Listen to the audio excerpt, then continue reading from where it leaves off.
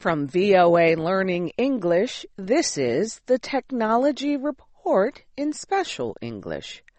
Hundreds of thousands of people were without electricity last week in the northeastern United States.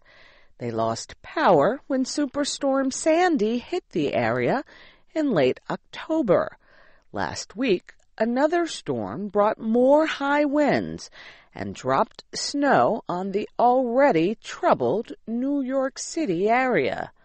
Officials are blaming Sandy for more than 100 deaths and more than $50 billion in property damage.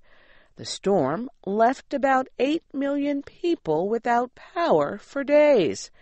This included nearly 5 million people in New York State and New Jersey.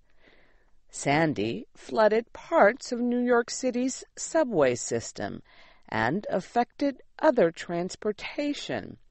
It delayed movement of trucks carrying fuel to gasoline stations, resulting in long lines at gas pumps. New York Governor Andrew Cuomo spoke about the problems at a press conference last week. Many of the gas stations, especially in Nassau, there's gasoline in the tank in the ground, but there's no power to run the pump, and that's been the problem. Governor Cuomo said Superstorm Sandy has exposed problems with New York's infrastructure. These systems are the circulatory system of the region, and you stop the circulatory system, and you paralyze the region. He said the failure of the city's public utility system is of real concern. The utility system we have was designed at a different time for a different place. I believe the system is archaic and is obsolete in many ways. The storm has led to calls for power companies to bury more electrical lines underground. But at least one expert says similar efforts did not help New York. Otto Lynch is vice president of Powerline Systems in Wisconsin. The reason many people in New York are out of power is because it was underground, and when the water came on shore, water and electricity don't mix. And they've got problems, and it takes forever to find the problems.